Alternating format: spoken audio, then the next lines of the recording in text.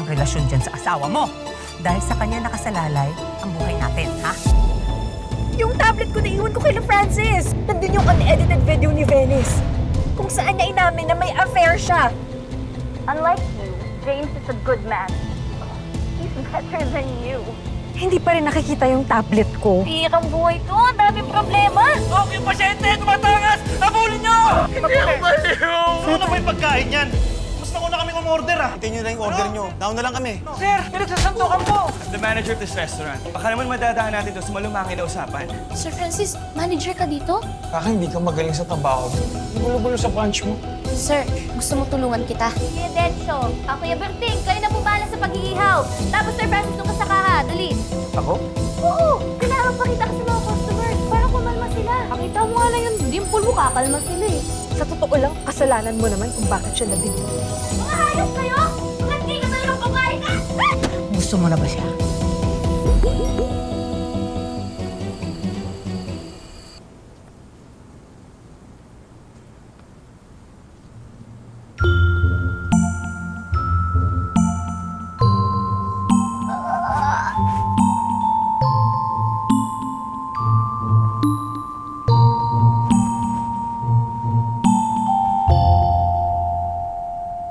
Mami ka sa akin, Kat. Gusto mo na ba siya? Siguro na mabait po kasi si Sir Francis, kaya palapit po yung loob ko sa kanya. Di ba't sabi ko nga sa'yo, mahirap talaga yung pinaglalaroan niyo yung mga nararamdaman ninyo. Alam mo kung anong patutuluyan yan? Ikaw o siya ang mahuhulog?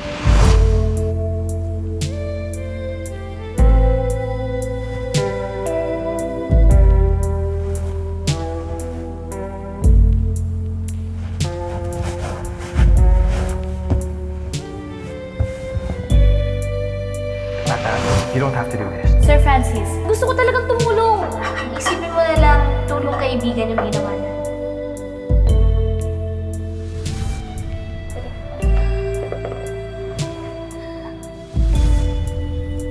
Excuse me. Sorry. Sir, Ako na magsasabi.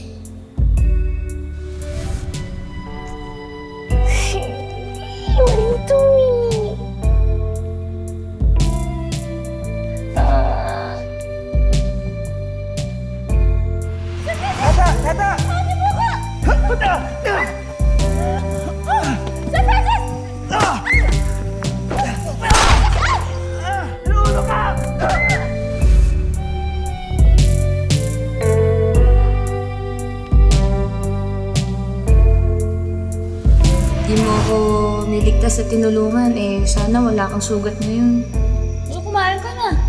Sakit nga yung tigaliran ko. Ako na. Nga. Oo. Yan.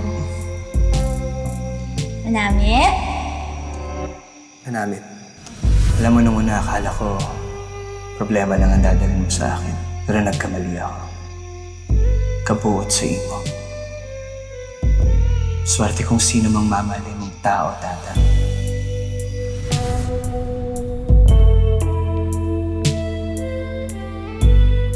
Magpaliwanag ka kay Francis! Ano ba, bitawan mo nga ako? Huwag mo sasaktan ang asawa ko.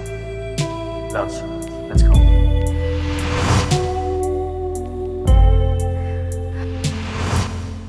At hindi lang yan. Alam ko kung gaano niya pinapahalagan at minamahal ang pamilya niya. Dapat yung kinakilig ko. Kinikilig naman sa inyo.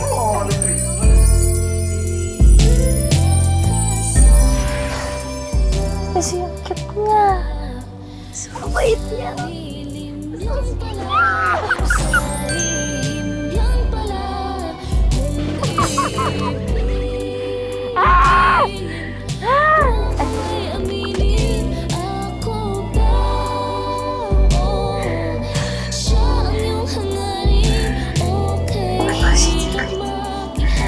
Kasi ang sakit niya. Ito sa pogi niya. Hindi ko na kaya.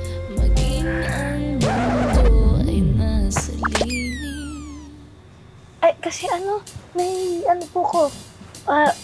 Bad dream. Good night.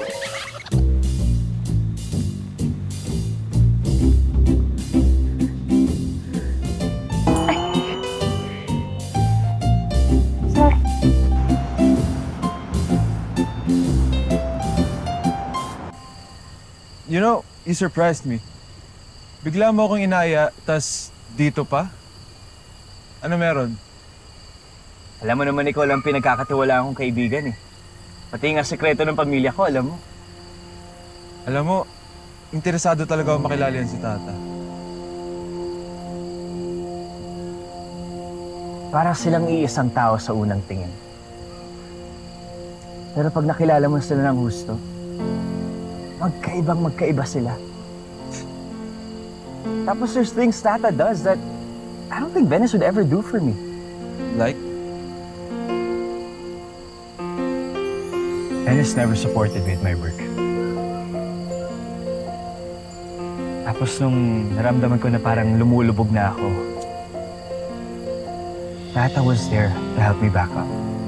Sir, gusto mong tulungan kita? You don't have to do this. Sir Francis, recipe ko to. At gusto ko talagang tumulong. Sir Francis, nung kasama ka. Dali. Ako? Oo. Kailangan pakita ka sa mga customers para kumalma sila. Pakita mo nga lang yung dimple mo, kakalma sila eh.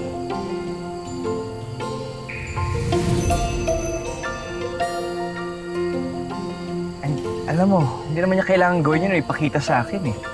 Kasi binabayaran ko siya. That's how I know she's genuinely a good person. Sir? Oo, nagugutom ako! Relax ka lang dyan, Sir Francis. Maluto ko. Ko bahala. Steady ka lang dyan. Idlip ka lang. Kaunta, Sir Francis.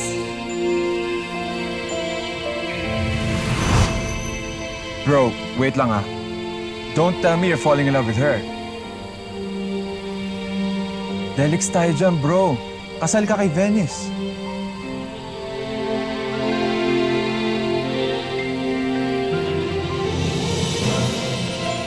I know. And I'm loyal to Venice. I would never cheat on her. Alam mo, nakita ko na yung ganyan mo eh. Alam ko na yan eh. Sayang lang, no? Kung nauna mo na nakilala si Tata, sobrang layo ng ugali niya kay Venice.